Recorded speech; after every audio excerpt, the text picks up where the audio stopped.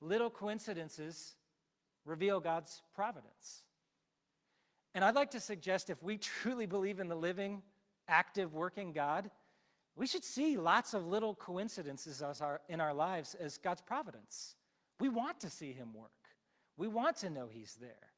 I mean, silly example, but this is just an example from this last week in my life. And as I started to brainstorm, what are some examples of providence, right?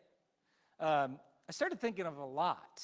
The devotional I did this week has several of major providential elements in my life that I shared, but here's a little stupid one.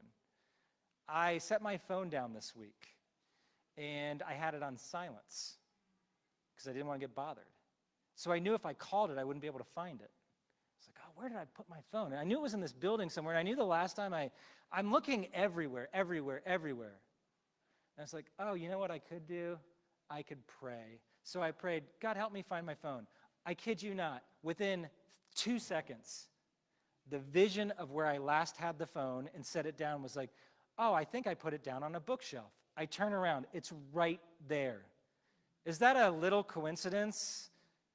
Or is that providence? I mean, lots of things like that happen. I mean, I was going to probably find my phone eventually, but it's like the 2 seconds after I stopped and prayed. And then it's there. I remember having a conversation with John Rife one time. I said, John was telling me, I need to quit my job. I need to quit my job. He'd actually been telling me this for a little while. He was working at Daylight at the time. I need to quit my job. I was like, okay, well, when are you going to do it? The next day, he calls me on the phone. He goes, I got good news. I was like, what is it? He goes, I got quit from my job. He was fired the next day. All right? Providence. Right? You're talking about doing something. You don't do it. God overrides. Providence. I mean, little coincidences reveal God's providence. You could say, oh, that's just a nice little coincidence.